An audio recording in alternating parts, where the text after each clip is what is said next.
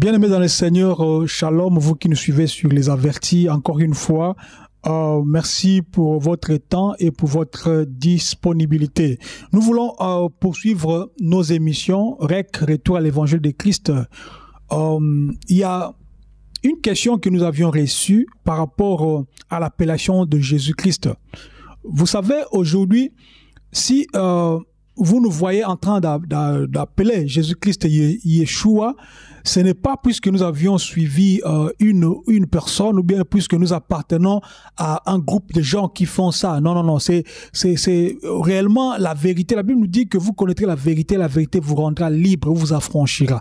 Chaque fois lorsque nous grandissons dans le Seigneur, lui-même, c'est lui-même Dieu, je vais dire, nous révèle à chaque moment qui réellement il est. C'est très important de comprendre ça. Et donc c'est là. C'est-à-dire il y a pas, nous ne venons pas à Dieu avec nos connaissances. C'est-à-dire non. C'est-à-dire tout ce que moi personnellement que j'ai appris quand j'étais encore dans le système, je vais expliquer ça aussi bientôt. Lorsque je suis venu vers le Seigneur réellement avec tout mon cœur, toute mon âme et mon esprit et ma force, je vais dire même, il y a beaucoup de choses que j'avais apprises avant, mais que je ne sais même plus le pratiquer. Pourquoi? Puisque j'avais compris que des choses que nous avions appris de l'autre côté, c'était donc des philosophies. Par exemple, je vais vous donner un exemple. Il y a de cela, je sais pas, plus de 7 ans maintenant, si je me trompe pas, il y a un couple américain qui venait à chaque fois dans l'assemblée, là où donc j'étais. Ces gens-là venaient avec des cours tels que comment te connaître toi-même, c'est-à-dire découvrir qui tu es. Tu comprends? C'est-à-dire, c'est pas l'évangile. C'était pas l'évangile. C'était quelque sorte de philosophie, quelque sorte de... Ces gens-là essayaient, je vais dire, par rapport à ton habitude. Vous avez une liste, par exemple, il faut cocher, il y avait des questions-réponses. Il te pose, par exemple, la question, comment réagis-tu si quelqu'un vient vers toi pour demander de l'argent? Est-ce que tu donnes oui ou non? Tu vois? Lorsque tu vas répondre toutes ces questions-là, à la fin, il y a un résultat qui va sortir et ces résultats sera alors mis, comment dirais-je, par rapport aux catégories. Si tu as, c'est pas 10 ou 20, ils vont maintenant voir un tableau. Le tableau là maintenant va donner par exemple que non, tu es un homme, je sais pas, généreux, tu es un homme coloré, tu es un homme timide et tout ça. Ce sont des choses maintenant qui n'ont rien à voir avec l'évangile. Oh, l'évangile, c'est la bonne nouvelle du royaume. Le Seigneur Jésus-Christ, avant de partir dans le livre de Marc, chapitre 16, qu'est-ce qu'il a dit? Allez et prêchez. C'est-à-dire, il faut aller et prêcher quoi? La bonne nouvelle du royaume. C'est-à-dire, prêcher l'évangile. Or, l'évangile pour nous, c'est d'abord par rapport à ce que le Seigneur a fait avec nous, mais tout cela doit être toujours en concordance avec la parole de Dieu, c'est-à-dire donc notre foi, bien notre connaissance doit être basée sur le fondement des apôtres et des prophètes. Le prophète Ésaïe dit, par exemple, je vais prendre un verset comme ça dans le livre d'Ésaïe chapitre 43 au verset 11. Il dit, « Moi, je suis Yahweh et à part moi, il n'y a point de sauveur. » Écoutez ça bien. Vous qui êtes partisans, qui disaient que le Seigneur Jésus-Christ n'est pas sauveur. La Bible nous dit dans Ésaïe 43, au verset 11, « Moi, je suis Yahweh, et à part moi, il n'y a point de sauveur. » Avant d'aller plus loin sur ces versets, je vais d'abord répondre à la question posée, pourquoi est-ce que nous appelons Jésus Yeshua? Lorsque moi j'ai sorti dans le système, c'est mon témoignage propre, personnel.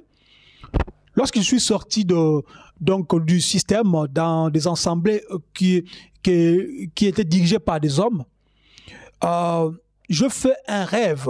Dans ce rêve-là, il y avait des gens qui venaient pour m'attaquer. Il y a des gens qui venaient, au fait, pour m'introduire quelque chose dans mon corps avec quelque chose comme seringue. Maintenant, je commençais à crier le nom de Jésus.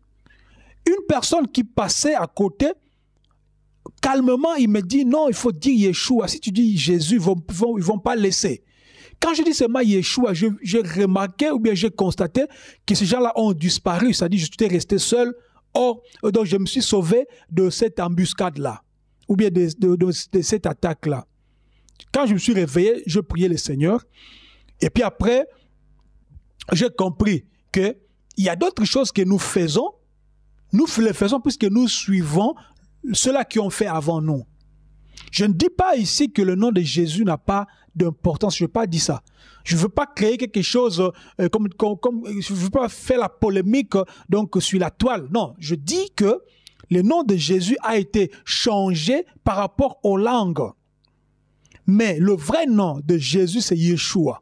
Or, le mot Yeshua nous donne ce que la Bible a dit dans le livre d'Ésaïe 43. Le nom de Yeshua donne ce nom sauveur. Or, lorsque Dieu dit qu'il n'y a point de sauveur, donc à part lui, il n'y a point de sauveur, et nous remarquons plus tard que Jésus-Christ était sauveur, nous allons lire ça dans le livre de Luc, au chapitre 2, verset 11. La Bible nous dit, « C'est aujourd'hui dans la ville de David, vous est né le sauveur qui est le Christ et le Seigneur. » La réponse, c'est-à-dire c'est l'ange qui parlait aux bergers, qui ont vu, comment dirais-je, qui ont remarqué, bien qui ont vu cette vision, c'est-à-dire par rapport à la naissance de Yeshua. Le nom de Yeshua vient, d'abord on commence par le nom de Jésus. Le nom de Jésus vient du grec Yeshus, c'est un prénom qui donne le nom de Josué. Or, Josué signifie Dieu sauve ou Dieu délivre. Vous comprenez que quitter Jésus du grec Yeshus, prénom hébreu Yeshua, qui donne la signification de Josué, donc de Josué qui donne Dieu sauve ou Dieu délivre. Vous comprenez que pourquoi ne pas rester sur la vraie signification qui est Yeshua, au lieu de prendre seulement Jésus. Je ne dis pas ici, je répète, pour que ceux-là qui vont peut-être couper la vidéo ne puissent pas transformer ce que, déformer ce que je n'ai pas dit. Je dis que le nom de Jésus vient du grec Yeshus. Yeshus, c'est un prénom hébreu qui est donc Yeshua avec I. Et puis Yeshua, c'est ça qui donne Josué. Or, Josué signifie tout simplement Dieu sauve ou Dieu délivre. Quand tu vas rentrer dans Ésaïe, comme la Bible nous dit, 43, 11, je réponds, moi je suis Yahweh, et à part moi, il n'y a point de sauveur. C'est-à-dire, de sauveur donne Yeshua qui est Josué ou bien qui est Jésus. Maintenant, c'est très important de comprendre encore ceci. Le nom de Dieu dans le livre d'Exode, chapitre 3, lorsqu'il s'est dit avec, lorsqu'il a apparu à Moïse, il a dit que je suis ce que, ou bien celui que je suis. Mais entre-temps, le Seigneur s'appelle aussi Adonai. Adonai, c'est le pluriel de Adon. C'est pourquoi beaucoup de gens qui disent « faisons l'homme à notre image », ils ne comprennent pas. Le Seigneur Dieu est au pluriel aussi. C'est-à-dire Adonai, c'est la forme plurielle de Adon. Or, Adon veut seulement dire, je vais traduire ça littéralement, Adon veut dire Seigneur, Seigneur, Seigneur, 3 fois, ou bien maître, ou bien propriétaire. Or, dans notre langue lingala, propriétaire veut dire un colo. C'est-à-dire un colo, lorsque nous disons colo à lingala, c'est le maître ou bien le propriétaire qui donne Seigneur, Seigneur ou bien Adon. C'est mieux de comprendre ces choses bien aimées. Vous pouvez continuer à appeler Jésus dans la foi, il sait que c'est lui. Mais le vrai nom de Jésus reste Yeshua HaMashiach. Or, il y a un nom un mot qui se dit, je vais écrire ça, HaMoshiach, qui veut dire sauveur. HaMoshiach. Yeshua, qui veut dire salut. Yeshua. Et puis Yeshua, qui veut dire le sauveur. C'est-à-dire, Yeshua avec H à la fin, veut dire le salut. Et puis Yeshua avec UA à la fin qui veut dire le sauveur. Or, le sauveur n'est d'autre que Dieu. C'est lui qui nous a sauvés. Le Seigneur Jésus-Christ est venu sur la terre pour nous sauver. Or, si lui nous sauve, c'est qu'il est le sauveur.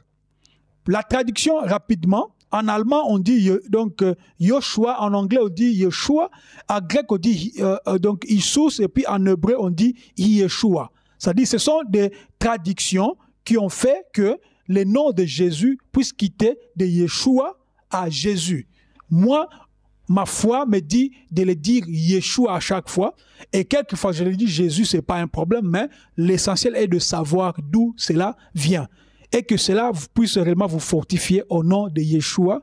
Que le Seigneur vous bénisse.